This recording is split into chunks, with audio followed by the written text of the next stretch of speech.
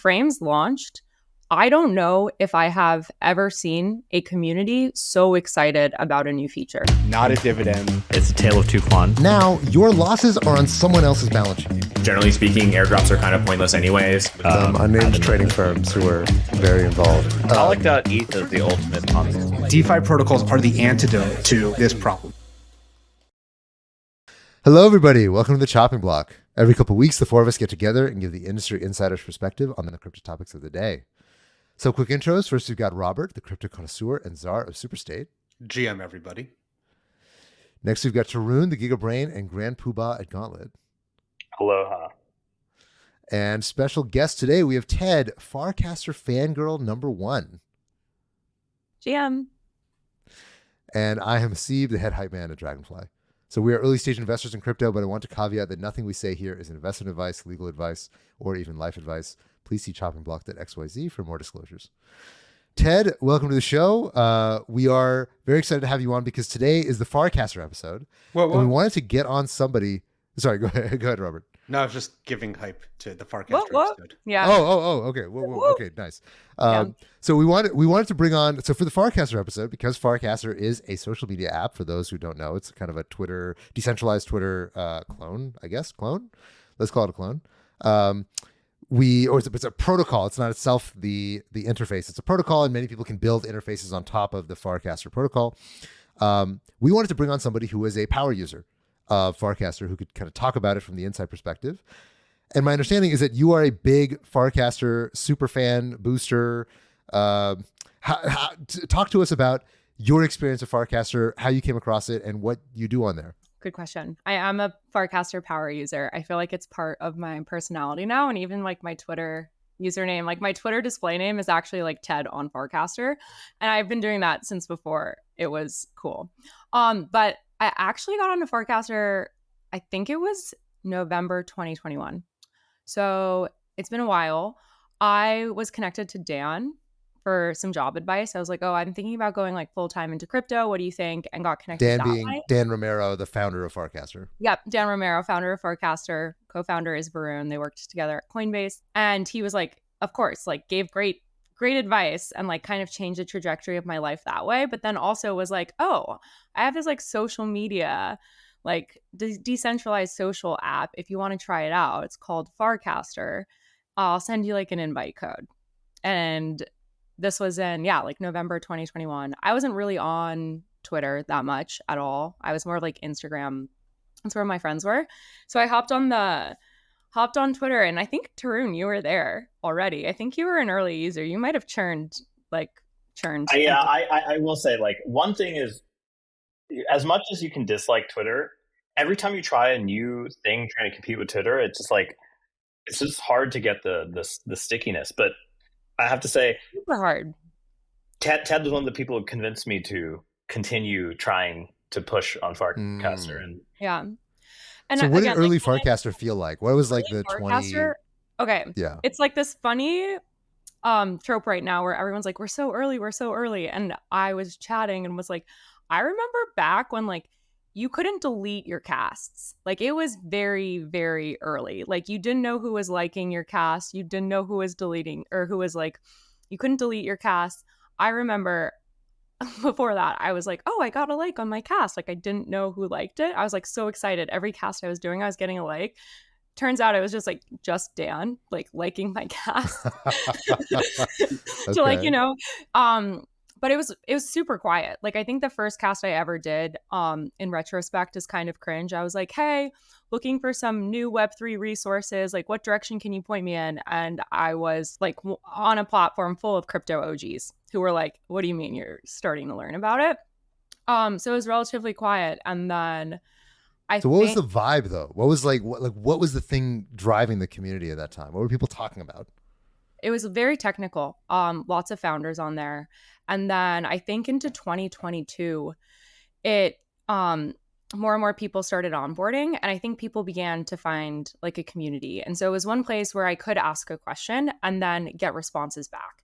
And so you were having this mix of very technical conversations, like rooted in EVM and like developer conversations. But then you were also having like intellectual discussions as well, because the signal to noise ratio was so good and better that you could find anywhere else.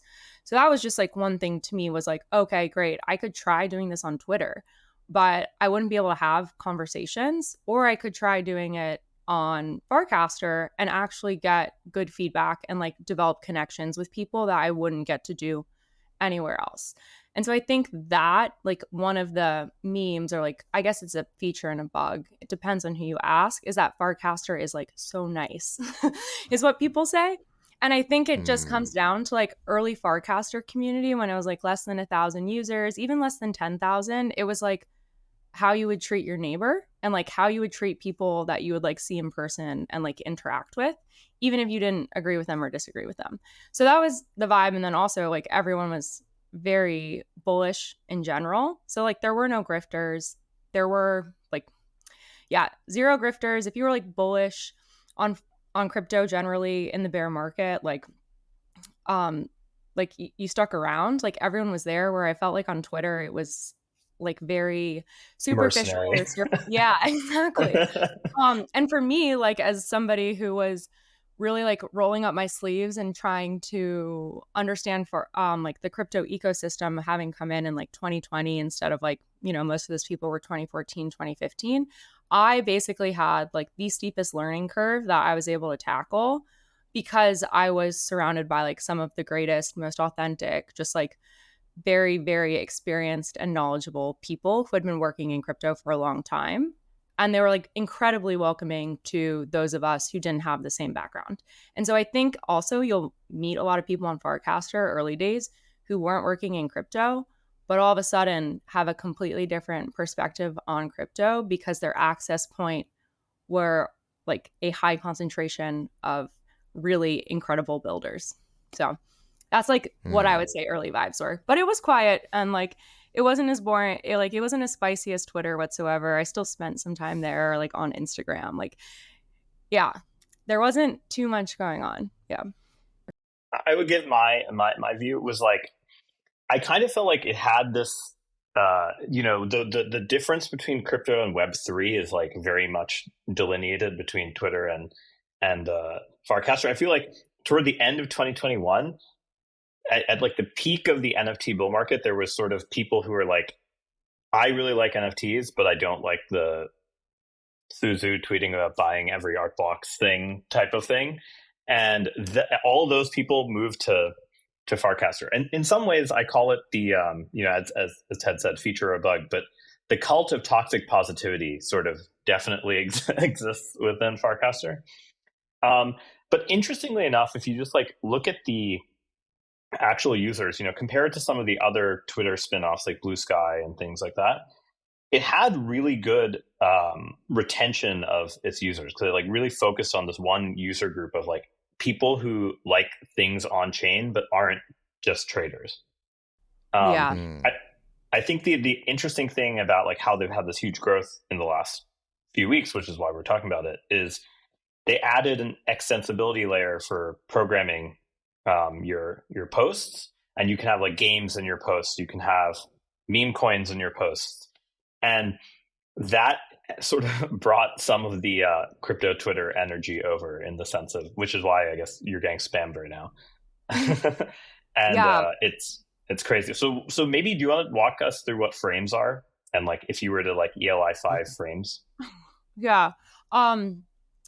That's a great point. Yeah. So also, I think to your point of like it being a community and like anti-spammy, was that it was also like permissioned at that point. Like anybody couldn't just sign up. Like they had to basically DM the founders to get an invite to come on. And then this is a kudos to the team, is that like they are maniacal about getting user feedback. So like that kind of sets the stage to where we are today. I think it was like 2 weeks ago. It feels like a year ago at this point, is that they launched Farcaster Frames, which basically allow any developer, as Tarun pointed out, to create an app that sits within the Warpcast. I don't think it's on the protocol level at Farcaster, but like you can create an app the same way that Facebook had like Farmville, those like BuzzFeed quizzes that you could like do within the Facebook app or that Twitter before it kind of it used to have APIs with like the polls, etc. So any developer can ultimately build a frame, which is an app. Like I even built it, and I'm not super technical, to be able to accomplish whatever they want. For me, I'm like from a potential and like a utility of kind of like why does decentralized social matter, or like why does blockchain add value to kind of social networks, is like the potential is pretty insane if you think about it from an e-commerce perspective. So you can basically just port around your social identity from one place to the next. If you're doing event RSVPing and like the event ticket is an NFT, like very, very easy to be able to start layering on top of that. And then from a distribution, I'm forgetting who it was, but like Paragraph, if you guys are familiar with Paragraph, kind of like a Medium or a Substack kind of like Web3 version of it, can do like subscribe right in a frame now, where you don't have to like link out to a Paragraph newsletter in order to subscribe. It's just like the subscribe button within a cast. Somebody did Girl Scout cookie orders through a frame, which is also wild. You're like, wait, what? Like I can order Girl Scout cookies using my, like, it's kind of like what Instagram shopping was, but no one's really been able to reimagine or like revolutionize it in like Web3 socials so far. And then to kind of like, those to me are like the inspiring, like, okay, this is utility. This is where you really start to like get at the front of like consumer crypto. And then also what you can do, and this is kind of like, if you hear me on like Warpcast right now, I'm kind of like being a little bit melodramatic about it, is that it's also, because it's completely permissionless, anybody can create a frame to do whatever they want to do. So what we've seen is this like wild proliferation of like recast and like this in order to be able to get like a free mint. And so you'll see tons of people like creating a free mint. That ultimately it's like, it's an airdrop, right? Or you get the play this game and like they make a really fun game, which like I'm all for fun on chain, but then it's like, oh, you'll get this degen, like you'll get a degen token as a result. And so that is really exciting. And then kind of like this whole degen token thing goes back to the original, is that when the Farcaster community was like 500 of us, there's this one crypto native artist, Oxen, who at the time was just like doing Farcaster stuff. He was like, this is like really hard to make it as an artist, but I'm going to take a bet on the Farcaster community. And they've treated me well and I'm invested in them. And he's been like grinding at this for like 2 years. And now like he got involved with the degen token. All of a sudden the degen token is now tied somehow to his like NFTs, and like that's skyrocketing as well. And so when people see this opportunity to like you have a degen token that is skyrocketing in price, I think it might have dropped, then you kind of attract everybody. Like I think definitely the ability to like insert meme coin into anything within the protocol is like the number one reason I think you see this crazy growth, because there was sort of this huge airdrop, sort of like, the same way like Jito kind of catalyzed all this fun stuff. Yeah. This huge airdrop happened and like everyone all of a sudden was like, oh, this is the easiest way to get distribution for a meme coin. Now, the interesting thing to me is, unlike when Facebook had apps or Twitter had apps, you can't really shut down this network. Like you can't really shut down any of these apps. It is really truly the hub operators are validating this and making it kind of the state changes for it. There's no sort of like centralized company can say, stop this thing right now. So I think it will be kind of interesting as a distribution mechanism to a bunch of users who already know how to use crypto. They have a wallet, and they're using this thing not just like, I own this NFT and like it gets me into the Discord. It really is like they are making content, and kind of will this network effect be a good distribution mechanism? Like people keep distributing tokens or NFTs this way, or will it kind of like turn into like a new type of application? So that kind of. So Tarun, if I'm understanding correctly, with frames, right? So you're in Farcaster, you have your Farcaster key. A frame, with a frame, basically what it does, if I'm understanding correctly, is you you derive a second key with your actual Ethereum or Farcaster key or whatever, and so you can't actually spend money or do economic transactions in a frame, you have to basically you can only like sign something which is relatively inert, so you can't actually end up getting scammed or hacked or whatever using a frame. Is that correct? Yes, but they did just allow you to now link out. So for instance, Brandon Chow, B Chow on it created a generative art mint where you can like generate the art, and then when you're ready to mint whatever version you've gotten, it says like ready to mint, and it will pop up a window that warns you like, hey, you are now leaving. Yeah, you are like now leaving, and will bring you to the page. However, on some recent developer calls, it sounds like in-frame transactions may be on the roadmap. And so how is that not like a massive security risk of having people clicking a button and being like, great, now you just paid some random dude all your USDC? I think that's a great question for Varun. Okay. Yeah. Don't worry, it seems like a very bad behavior to encourage in people. Let's put it this way. This week is about the users of Farcast. I think we'll have Okay. Got it. Okay, this week's about all right. We'll get into that. Okay, so speaking of the users. Yeah. Okay, cool. We'll try to get some of the Farcaster founders on the show maybe next week. But so just for a sense of scale then. So Farcaster has grown from about 2,000 roughly daily actives. It's ballooned within the last few days to something about 30,000 daily actives. So it's grown 15x in just a few days. Now in absolute terms, for a social network that's still pretty small, it's still like a very kind of fledgling network from social media perspective.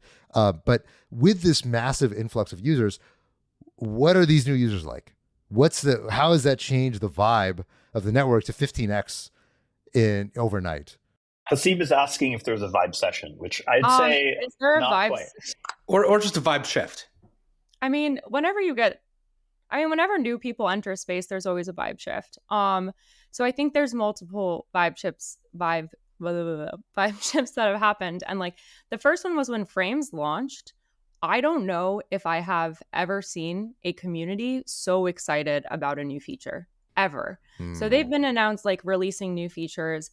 And I think any dev or builder who's listening to this, who is building on Farcaster, it isn't necessarily easy, right? Like balance between centralized kind of client on top of it and whatnot. And so when they released, and distribution is the hardest thing. I think that's what we're all talking about here is distribution. And so when all of a sudden you have Frames, like the entire developer ecosystem I've never seen them so excited. Like there was a hackathon that weekend that was like in New York City, 40 people showed up, Variant helped fund, like it was incredible. And so that was like the first vibe shift, was basically allowing, I would almost call it like a gift that the team gave to all of the developers, being like, hey, we know it's really hard to build your own client outside of Farcaster. So here, test and build and experiment within it, or Warpcast.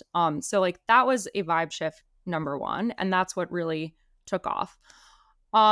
Then I think a really smart business move was when this started taking off. Obviously, some of like the more spammy, or let's say like very crypto Twitter-esque tactics started like emerging on Frames.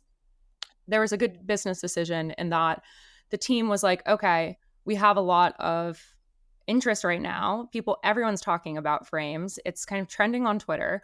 Why don't we remove the payment wall to create an account, and we're just going to allow free signups, right? And so like usually it's $7 or something like that to sign up. And I think that great business model, but kind of realizing, okay, a big blocker is a payment. Wait, it's $7 to whom to sign up? That was a decentralized network. I think I didn't have to pay because I was an early user. Like I got grandfathered in the first year, but you pay a protocol fee, I'm pretty sure, because like they set up your custody address that holds your Farcaster ID. And then there's also storage. Okay. Like I pay for storage because I care about all my tasks. And then there's also some like a small gas fee that's covered as well. I don't know all the economics of it. Are you like prepaying your storage rent or something? Like who gets the $7? And how do you pay it? Do you pay it in dollars? Do you pay it in ETH? I can't USD remember. series. I think you can do both. USD series. Tarun, do you pay? Yeah, I think I paid when I created. So basically, the main philosophy of Farcaster, which I think as a design philosophy for software is like quite different than some of the other Yes. social networks that have been attempted, is that only the ID component of the identity in the profile is stored on chain. So like almost like using your ENS, like there's a sort of portable ID. Then there's sort of an overlay network of these people who are running hubs, and you can almost think of like your on-chain signing acts as an OAuth to the overlay network. And once you get to the overlay network, which could be much more centralized or a small number of nodes or whatever, then those people are offering storage, making sure the state is synced and things like that. So it's sort of almost like two networks, one that has maximum decentralization as expensive and you have to pay for the ID part, and then one that's much less. And that's more like federated Mastodon style, like the actual content and everything. Yeah, exactly. Well, but it is one network. But you could make your own hub and fork if you want. So you could do the Mastodon thing if you wanted. Yeah. I see. Okay. So you pay. That's also why there are many clients. You pay to get the ID. Yeah. Yes. Okay. I see. And then I pay extra for storage. And it's storage of the content that you're creating, but not of anyone else's content. Correct. Yeah. Right. Okay. Interesting. Okay. So among the members of the show, so obviously Tarun, I think also Tom has been an early Farcaster user. Robert and I are not. So we are the two boomers on the show who are not on Farcaster. Robert, why? I mean, especially given now Farcaster is kind of blowing up. I'll ask you first. Why are you not on Farcaster? Well, before the show started, I asked Tarun. By the way, that's a cheap cop out. You're just asking him first so you can copy his answers. That is correct. That is correct. Yeah. Well, I made the first move, the first mover advantage. Yeah, I'll be honest. I'm not a ultra early adopter. I'm like second wave. So like that is not true. What are you talking about? You are totally an early adopter. Every time some random NFT or game launches, Robert's always like, "Hey, are you guys doing this like random fucking degen thing that I just learned about?" Well, also, Robert, how often are you like or I call it casting. Wow, I'm like so Farcaster native. I don't even call it like tweeting anymore. Like how often are you posting on Twitter? Once every couple days. Yeah. Like I get like if I had to make an answer for why you're not on Farcaster, it's probably because literally up until right now, it was like less than 100,000 people who were on the platform when Robert, I'm pretty sure you have more than 100,000 followers on Twitter alone. I do, which is like, a gravity to keeping me on that platform versus starting at zero again. Exactly. And I think Tarun even came out and was like, the only reason I'm here is because like Ted has told me to come here. So it's hard, right? Hey, I was honest about it.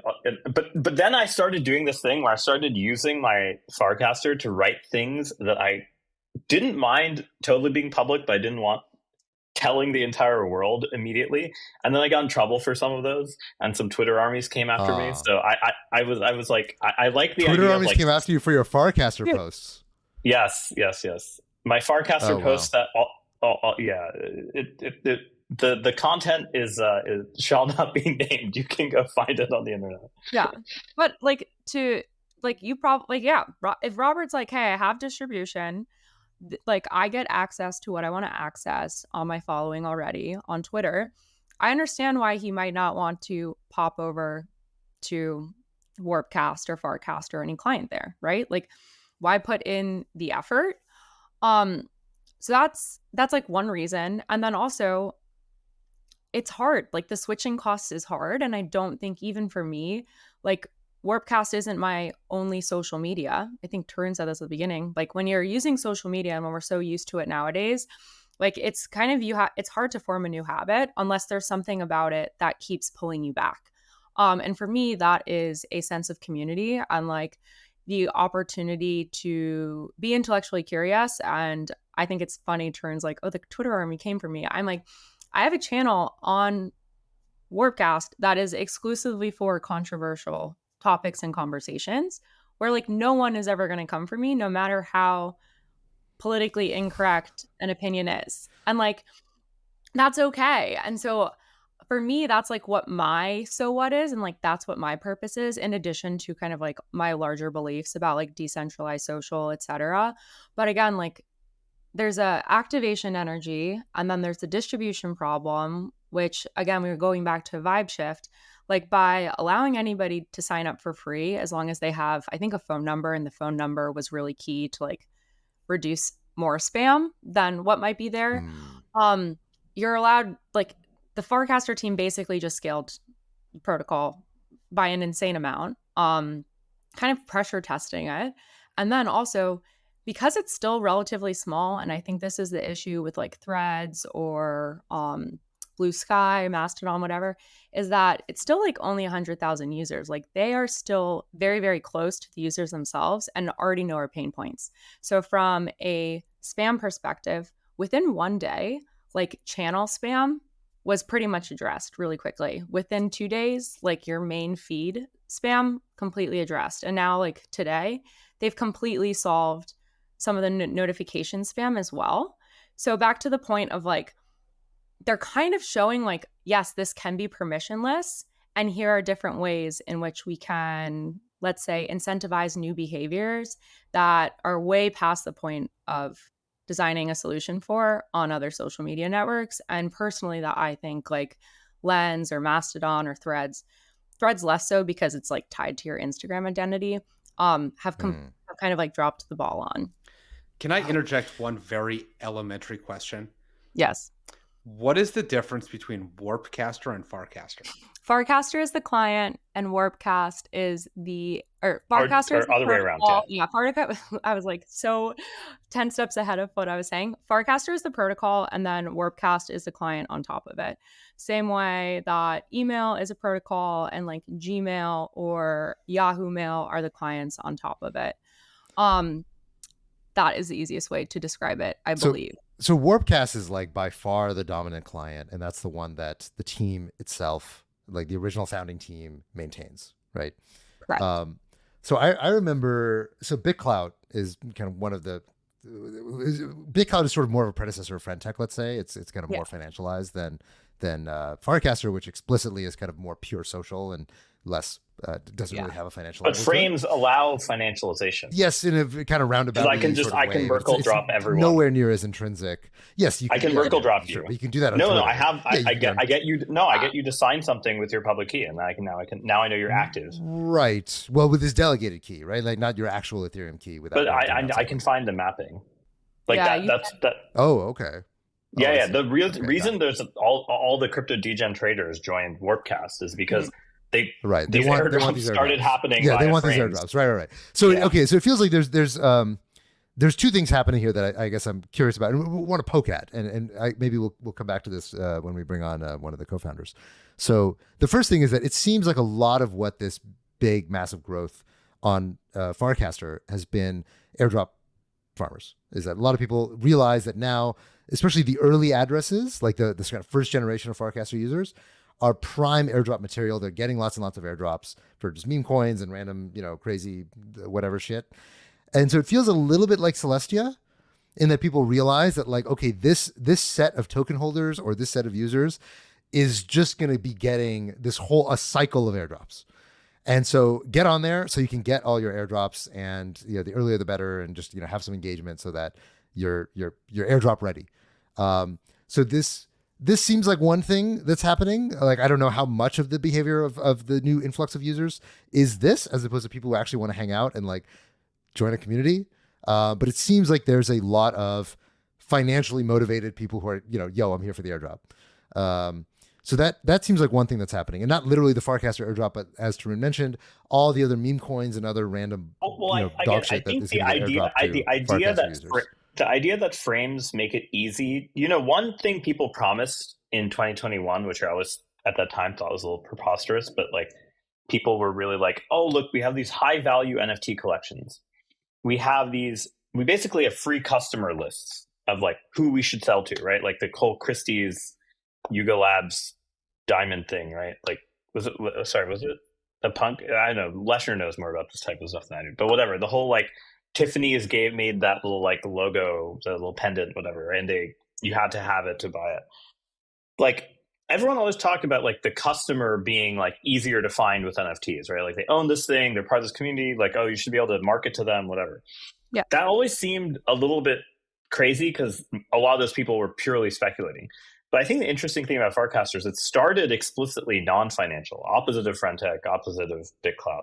Yep. And then Yep. added this thing where you can write your own code that does enough on-chain, just barely enough on-chain activity in terms of a signature that you make it easy to do these kind of like airdrops for social things. And that seems more likely like a target. You could almost use that for marketing if it takes off. Have you what's his name? Antonio's Spindle did a whole blog post on how you can be thinking about frames in terms of marketing. I mean, like some of the most, they also have a frames dashboard that you can go through and see like how many people have liked this, how many people have recasted this. You can go through and you're right. Like people are using this as a marketing mechanism in a way. But then to your point, like it has introduced this financialization. If you look at some of the frames and like, this was my plight, I'm like, I really care about like these utility frames and like more so like, okay, how can we bring this into, I guess it's like the more of the Web3 vision. Most of them are like degen machines. Like literally it's like a slot machine frame where you like pull the slot and you end up getting it is literal. People, but I think like, crypto is really a Ouroboros, right? It's like every cycle there's like another Satoshi dice that comes out in some form. There's like an ether roll that comes out.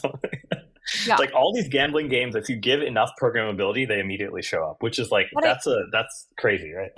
And I think the important distinction too, and why, again, like let's say all of the 50K new users who just came on like are only there for the airdrop. Like we've all seen this happen. Airdrop farmers come and then they go. Right? Like they don't stick around unless they think there's something worth sticking around for. And some of them may. All that to say also with like the growth, I think really like Twitter celebrities, I don't know what else to call them, have also joined Farcaster. Like, oh wow, this is actually really interesting. And they're staying now or like returning, whereas they wouldn't before. I remember I used to be like, oh, there's like a churned user. And like the Farcaster team would tell me and they were like, no, there's no such thing as churned users. It's just a potential user. Like it's a potential recapture, which I think was smart to say. But going back to the design of it is like, again, I think the difference between Friendtech or like BitClout is like, who was the team behind creating that financialization? And it was the team who was developing everything. And I think what the Farcaster team has done really intentionally and really well was that they always designed from a place of kind of like permissionless, and also avoiding the fact that, you know, like they don't talk about a token ever. Like you will see them say repeatedly, like, we have no plans to launch a token. So like they kind of remove a lot of the financialization in which you can then start to get at like, okay, why are people actually coming to use this if we're removing a lot of the financial incentives there? Even like their own internal like like peer-to-peer payment is the concept of like, it's this thing called a warp, where like the way it started is they started like dishing out warps as a reward if you were posting good content, if you invited users that converted, if you led a channel. So they were using warps as like a reward mechanism. And you're like, oh, that sounds a little bit like points. And the difference is that warps like are actually not at all like points because you can't move them out of the app. So basically you can either buy sounds like buy points warp, to me. but you buy warps. You buy warps like 100 warps is $1. You can decide to buy it or you get gifted it. And the way that warps are used is like really only two ways. Is A, you can gift them to another user. So like if people, let's say, comment really thoughtful things on like some of my content, I will gift them warps as like a thank you. It's like a nice gift and you can send a note with it. And then the other way you use them is that warps can be used to mint NFTs. So like purely utility. So like, oh, use 500 warps to mint this NFT, or use 800 warps to sign up for this other Farcaster app instead of having to pay the sign up fee. And so there's no speculation with it. There's no like price discovery. It's always 100 warps is $1, and that is what it is. And so I think the team taking a very intentional approach about that and being like, we're not going to design a kind of like decentralized social network around financialization and speculation has led them to like take a step back. And even right now, like they're not focused on frames or like building different frames. Like the developers are doing all of that on their own, like the builder ecosystem. They're focused on like, how do we address the spam issue? How do we continue to grow? How do we fix notifications for people, etc.? And I think that's why a lot of people have stuck around and like continue to be here despite the influx of spam, because there's this like huge sense of trust for the team to continue building in a way that's like purely value add for the user in a way that's not financially motivated. That was a long No, I think that's a very good insight about what makes Farcaster so different from a lot of the other experiments in decentralized social. Well, I also think like, you know, oftentimes on this podcast, we talk about things from the lens of like the people building them or the financial lens or what have you. But I do feel like there's very few products in crypto where I could actually be like, hey, I want to hear from like a super user that like really loves the thing and like could give you and like I feel like this is like one of the only products where you can say that. It's like this. Maybe sometimes people would say like some of the DeFi stuff for people who like live off of that, they will be like, but they don't have the attachment in the same way, right? It's like a totally different experience. Yeah. And like what other consumer crypto thing has like super fans? I mean, like the super fandom is crazy. Well, first off, it started small. Like we would host Farcaster meetups and like internet strangers. Like, I don't know, like I was on the internet a lot growing up, but I never like met people from the internet. And now I would say I consider that is what your parents tell you not to do, right?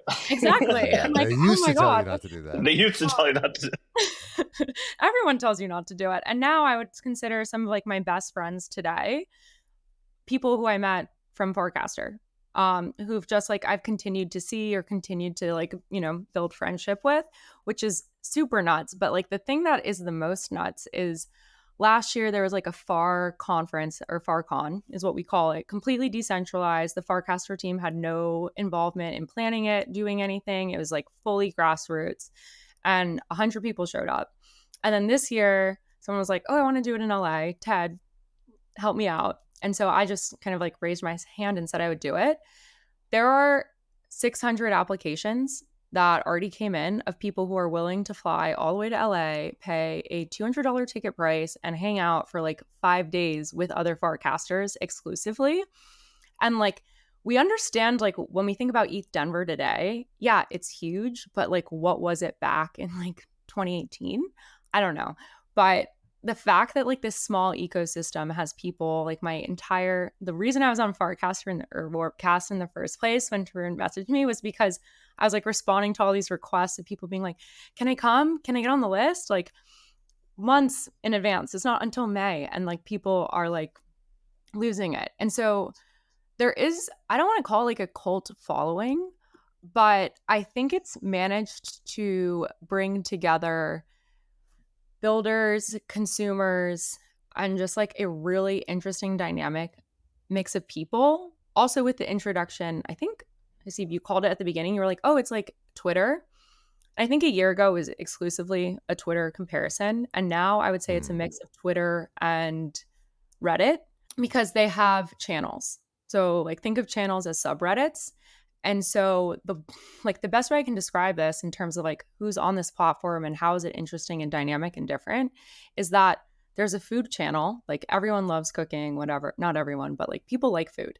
And then all of a sudden this guy, Giuseppe, starts posting photos of different things he's doing. He's going to the farmer's market, et cetera. And we ask him, we're like, oh, like you seem to cook a lot. What do you do? Ends up he was a chef at a Michelin star restaurant in Napa and is a professional chef and has worked everywhere.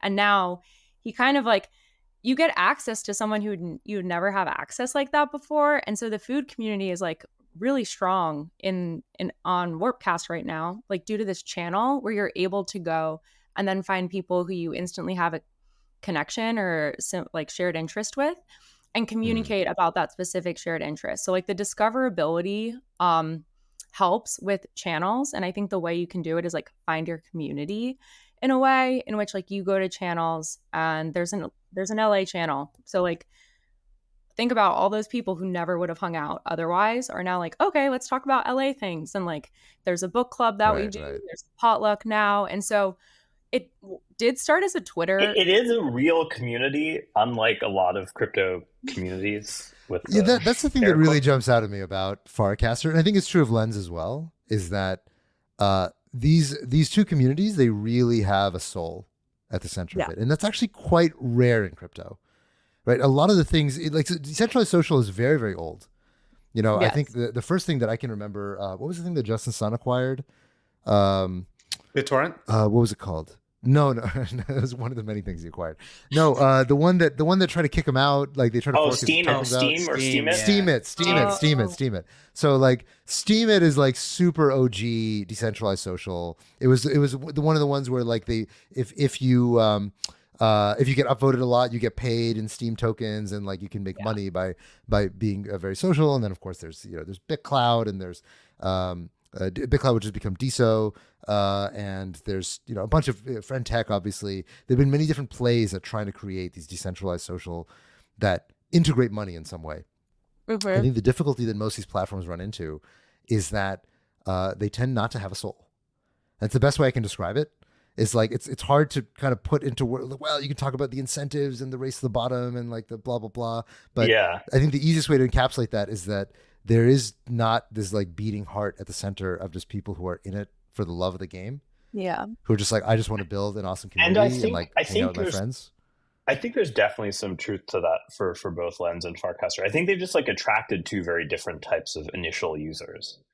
Like, yeah, Farcaster's initial users are like they remind me. It reminds me. So like 15 years ago, I remember I was like a very early user of Quora, and I did the same thing you're talking about, where like after a year I like started going to meetups and meeting people and whatever, and it was like there was like this level of like curiosity in the early stage of platform. People weren't afraid of like asking questions and looking dumb in public.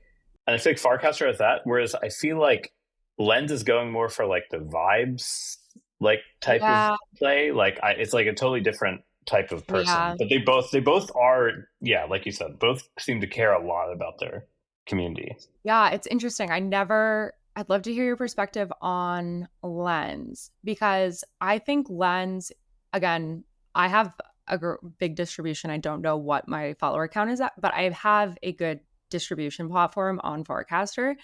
But everyone says like Lens is a great platform for distribution, for content. So there's like tons of interesting apps built on top of it, etc. Like they really built it on like, oh, this is where creators can monetize in a way. And so I went to that platform and like it just like wasn't for me. Like I couldn't get it. It was like kind of clunky, and I was like, why do I have to like make a transaction every time I want to post something?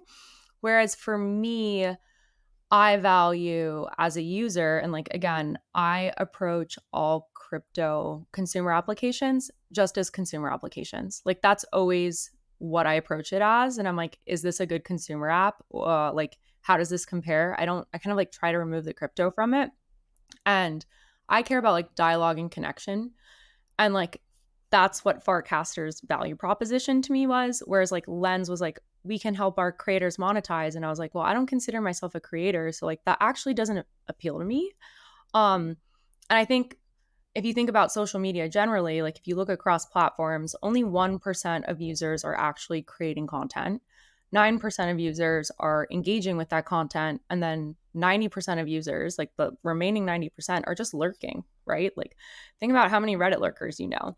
And so I don't know how, like, I don't know how much like a value proposition of like, oh, we allow creators to monetize. Like that speaks to a very small slice of everybody who's using social media, where if you're like, hey, do you care about like building community or like meeting like-minded people or like kind of like participating in a new social media, whatever the value proposition is to you, like that to me about Farcaster, like that's actually like the soul I think you're getting at. Whereas with Lens, like again, I don't know what I don't know because I'm not on it. Okay, let's not talk shit about Lens without No, anybody I'm actually not. using Like the product. again, So. I can't comment on it because I No, it's fine. I mean, your team Farcaster. I will say they embrace that. Yeah, Lens also just they have an equally passionate community. They actually, the interesting thing is like Farcaster seems way more US centric, and Lens is like that's my overwhelming US impression. Centric. Yeah, Farcaster is like very Silicon Valley. That's like my LA. Really? It's LA. California. No, California. Guys, Let's say Lens California. is like Lens has the coolest branding at ETH Denver last year. Like Lens's swag, I was like, I want that. Farcaster's never going to do that unless me and some of the designers. I just meant the users. The users are like it's also like disproportionately like smart developer, engineer, that kind of like the early user base. Whereas I feel like for Lens, it was more kind of more global, more just like kind of anyone who's excited about crypto, decentralization, decentralized social. That's my impression. But again, I have a very low resolution picture. I have a question for you. So if we make this this kind of statement that unlike social networks in Web 2, maybe Web 3 social networks are inherently more regionalized, potentially. How come we haven't seen like a East Asian Web 3 social network? Dude, Farcaster right now is East Asian social.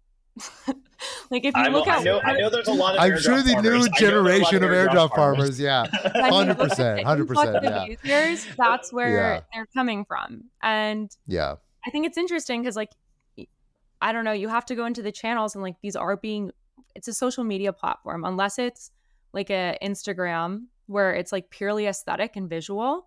The first language that you're building in is English, right? Like most of the developers or most of the builders are building in English, and it's a text-based platform up front. So I think it is going to be a little bit regionalized. I do think with like channels that are country specific, you can kind of start to build more of a community on a platform that way. But again, like I don't have an answer, but I do know that if you look at the hub distribution, and again, hubs are like the data validators, they're very global. It's not just like only the US where the hubs are operating. Sure. Yeah, I if you look at sort of Web 2 social networks, like normal social networks, it's very clear that social networks have regionalized to a large extent, although there are, obviously Facebook is massive, and some of these Instagram, whatever, they're obviously very international. But then you have, things like vKontakte in Russia, you have WeChat, and kind of a bunch of other platforms in China. So it is not the case that it's totally uniform, but you do have these super platforms, and obviously anybody in the Anglophone market is going to be using the Anglophone products, which is largely Facebook and Instagram and so on. Crypto, I don't think we've seen the same level of regionalization in crypto, in large part because crypto is largely Anglophone outside of China. Like if you want to use crypto products, and because a lot of crypto is about making money. And if you want to make money, you got to be early. And if you want to be early, you got to speak English. Like unfortunately, or you got to be. Wait a minute. What? I don't know if I understand what agree with that last statement. No, it's just the case that a lot of this content does not get translated into other. I don't know. So, I don't know. Justin Sun is such a successful DeFi farmer, and I will tell you, I'm not sure. I mean, he speaks English. I mean, what are you talking about? Yeah, he speaks English. But my point is, his team who does not really speak great English. I mean, that's fine, right? But the point is that, if you're trading crypto in China, you're at least translating stuff that's in English. You're on Twitter because that's where a lot of the news happens. That's where a lot of the most important information is getting disseminated. For the record, in English. For the record, Google Chrome will translate pretty much any web page. Yeah, to be clear, it's not that hard. It's not that hard to translate stuff. But the reality is, like, if you're going into a lot of these markets where English is not the primary language, crypto, like most of the crypto content is in English. And so it just is this strong force. So this gets back to my question of like, will there be let's say Chinese, just standard? Which is a different country. Okay, yeah. Will there be, what other country is like the easiest? Let's say Indonesia. Easy. Singapore. Indonesia. Yeah, sure. Indonesia, because like you want someone who's not English speaking. Yeah. Are you asking, will there be a separate hub for Indonesia, or will there be a totally separate network for Indonesia. Well, no. I mean, it might be a separate network that is part of the Farcaster network, right? Like someone forks a hub and they regionalize a hub, and some of the content gets cross-posted. So yeah, I guess I don't totally understand like what the difference is between a hub and okay. A hub is just like it all breaks down. A hub is like what keeps the protocol running. So I don't know enough. So that's just like a server. That's just like a data center, someone hosting data. Like it's all the like underlying infrastructure. So so it's just going to lower latency for somebody who's in Indonesia? No. I think it's like, for instance, Warpcast. This is like what we're talking about, decentralized social. Like when Instagram goes down, everyone's like on Twitter being like, is Instagram down? Is Instagram down? And like, you don't have anything to do. The thing with Farcaster is like yesterday with like recently with all this influx of users, Warpcast has had a hard time like going like validating their data and retrieving their data from the hubs. Meaning like Warpcast has gone down. And like if that happened to a Web2 social app, you can't do anything. You just like wait for the centralized team to like put it back up. What the beauty of Farcaster is, because it's a decentralized network, there's another client that's not Warpcast called Supercast, where if you went and logged on to Supercast with your Farcaster account, so like you have the same, again, like you create your Farcaster ID, you log in there, even though Warpcast is down, you can still log in and see all the same content in real time because Supercast is like pulling the same data from those hubs. And so that's the beauty, and like that's the true decentralization in effect of Farcaster, is that even though the major client is down, you're still able to go and access all of the data that's in the network. And so but I guess like the question, but what would be the point of having a hub in a different geography, right? Because the hub is just a place where they're storing data, but they're not localizing, they're not doing anything that's going to be transparent to the user. The user is just like, wow, my data is somewhere in Farcaster. I don't really know where it is. I don't think there's like necessarily a point. Like that's a great question, and I don't know if there's a point. You're like, oh, what's the value proposition?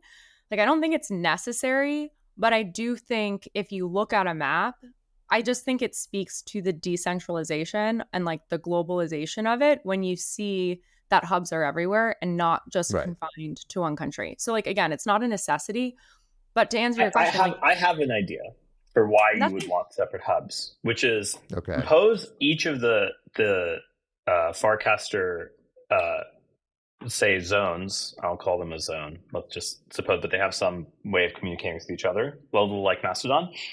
They each generated fees of some form. So like Frames maybe generated fees that remitted, and you may want to actually allocate different amounts of capital that's say backing these hubs to different regions. So like the Indonesian fork is generating a certain amount of fees.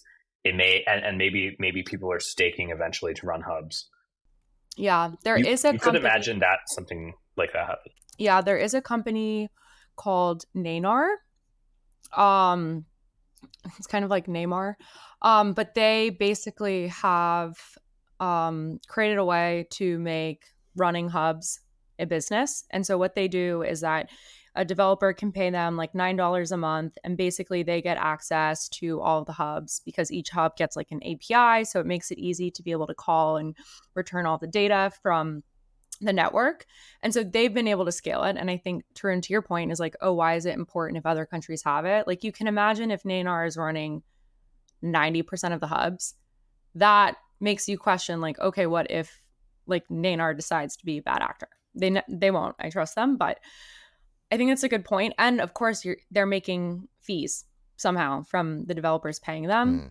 But I think to go back is like, because again, I just like described, there's like anyone can build a client on top of it. Nothing is stopping Indonesia, like let's say a fun, smart social entrepreneur in Indonesia from building a social media app on top of Farcaster.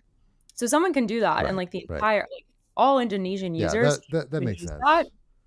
And then, So let me ask you guys this. So taking a step back from Farcaster and all the details, because I want to get back to this thing about kind of social media habits, because I think that's part of the story about Farcaster and decentralized social is like changing people's relationship with social media socially and culturally. That's the big vision, right? That's what a lot of people get excited about with decentralized social. Let me ask you this real quick. How many of you guys use Threads? I used Facebook it. product? I used it the day it came out, and I don't think since. Okay. You Tarun, do you and use Threads? of people. I Through go Threads? on it once a week. Mainly You go to on read. Threads still? I don't. No, I don't produce content because it's a lot of my friends who are like I went to high school with or college with who are like boring as shit and like have families in the suburbs and like they are So on why do Threads you all keep the time going on Threads? because Why they do you actually keep write going? more content than their Instagram is like too curated, and it's actually an interesting way to see like people from high school for me. Because like to them it's their first ever text-based social network that they've started using. Yeah, But that's Ted, it's a you niche. ever It's use a Threads? niche reason. I think if Threads was in the Instagram app, I would use it way more, but I don't use it and I Yeah. don't really post any content there. But I think again, this speaks to like, I'm like the reason Tarun you're on it is because like the people that you grew up with and know are there, right? It like goes back to like, oh, these are my people, like this is my community, like I'm interested in what they're doing, and they're not posting on Instagram, but I care about what they're posting.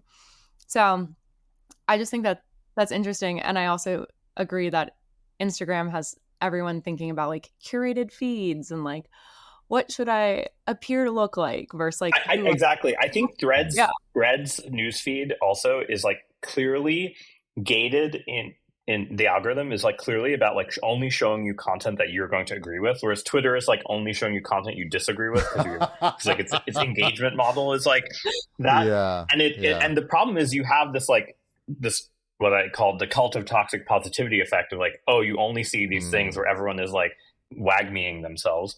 Yeah. Right. But the other thing is like Facebook as a company, I guess culturally doesn't understand how to make an algorithm that isn't tuned to like only show you this little walled garden that you want to see yourself in, you know. And I think text-based stuff doesn't work that way. You kind of can't do that the way, you know. That's Instagram, true. It is you pretty only boring. Yeah, it's pretty boring to just read the a bunch of content text on you agree Threads with. is such dog shit because of this. Because like you only see like you write one word and you'll only see that content. It doesn't give you any opposing content. And it's in some sense their curation is their problem to me. Yeah, people often say like the criticism of social media is about echo chambers, but in a way, like an echo chamber maybe is healthier than just reading. So there's an echo chamber in the sense that you're reading only content that you agree with or only content from your side. That's actually pretty boring because like, oh yeah, I agree with that, I agree with that, I agree with that, right? Like, but actually you'd need some kind of, you know, something to push back against in order to actually feel like, oh shit, okay, this thing surprised me. This thing is actually, this thing pisses me off. This thing, you know, you feel some kind of engagement. So I never used Threads at all, and I was horrified that I might actually have to try it if enough people were like leaving Twitter. So I was kind of like, Threads is also like all these brands that pay influencers have Threads where they talk about their influence. That thing is like, and Facebook's clearly like learning, like their newsfeed is horrible. All it does is fucking show you repurposed ads from some brand. Okay, so to be clear, the point of this was not for us to dunk on Threads. I was wanting to bring it back to like talking about social more broadly. No, it's fine. Very strong feelings about Threads. I did not realize what I was tapping into here, but I guess the thing that I wanted to try to explore is like your relationship with new social networks. That was kind of the thing that I was trying to get at. Linda, friend of the show, has been trying to get me on Threads forever.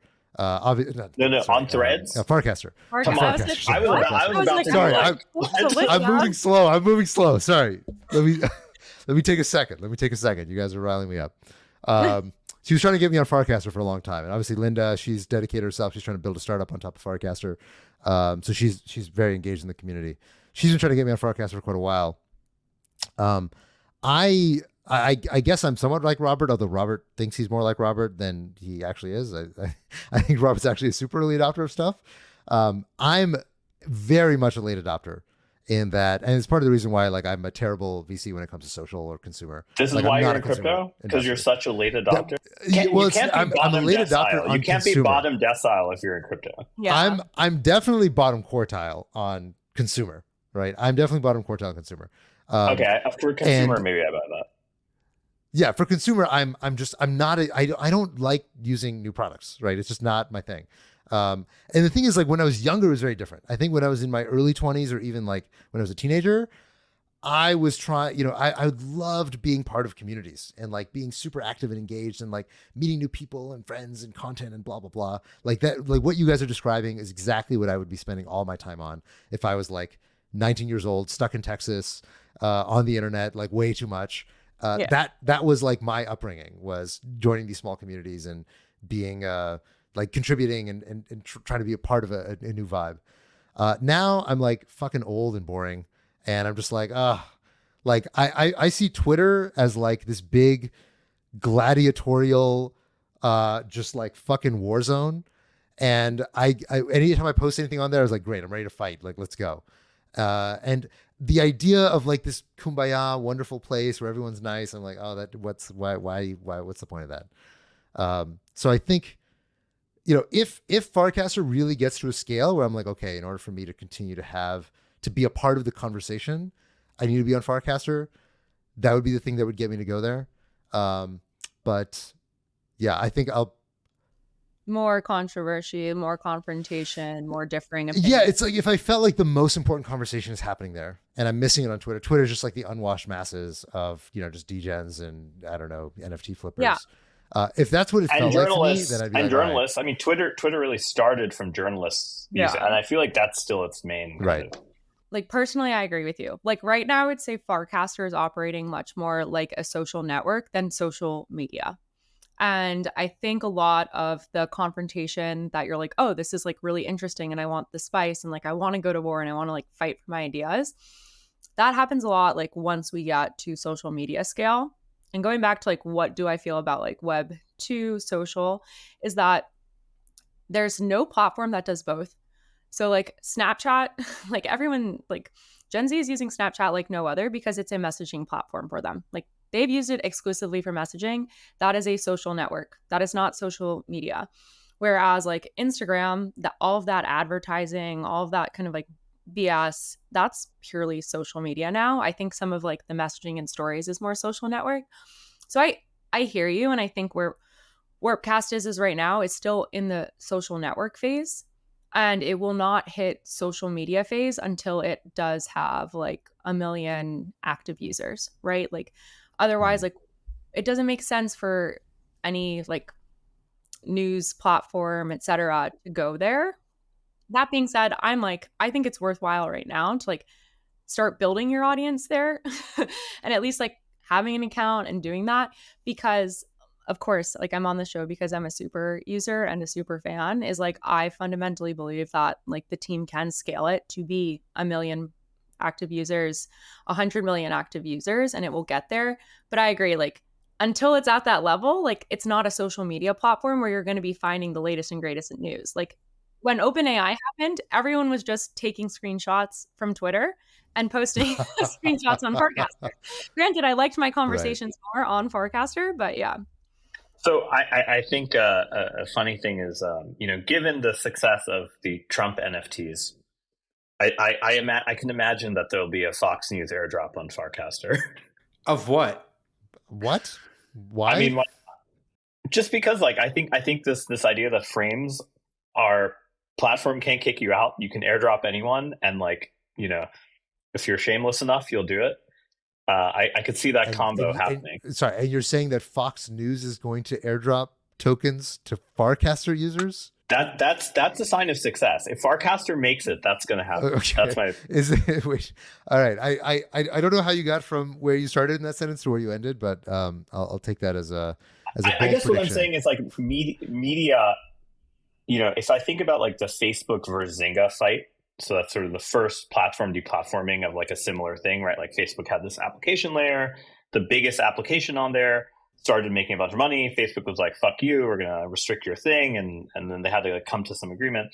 Here, you don't really have that. And I think if you think about the media in general, their number one complaint and why they're like suing OpenAI and whatever is like, oh, they want like some remuneration for this content they're creating somehow indirectly. Well, guess what? This is a great way to get it for them. So that's where I got to the Fox News How? airdrop. Wait, that sorry, was a lot I of still jumps. don't understand. Okay? I still don't understand what you're saying. But okay, we're at time, so we have to wrap. But Ted, it was I'm very awesome having you on the excited for show. people on Twitter or Farcaster to roast me for this prediction. Okay, all right, great. If they understand what you just predicted, they might be able to. No, I to actually roast you think for it. you're right, but I don't think it will. People who it's happening to will think of it as I got a airdrop from Fox News. I think they'll think, oh, I got a membership perk from Fox News.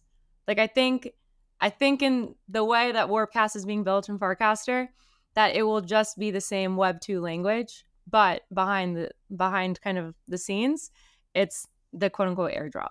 Right. So, well, we'll see. Next time, hopefully, we're going to have one of the co-founders of Farcaster to come on the show, and so we'll be able to go a little more deep into the weeds and maybe even some of the philosophy behind why building decentralized social. But it's a really big topic, and we're really glad to have your perspective, Ted, as an early supporter, a super fan, a super user. Super user. Where can people find you on Farcaster? Yeah. At Ted. That's it. Ted. Oh, easy. Also, Amazing. Farcon invites went out today. Oh yeah, all the Farcon invites went out today. All those 500 plus people, but it's in LA. All right, so if you want to join those 500 people, hit up at Ted on Farcaster. Ted, thanks for joining us. Thanks, guys. Until next week. Bye.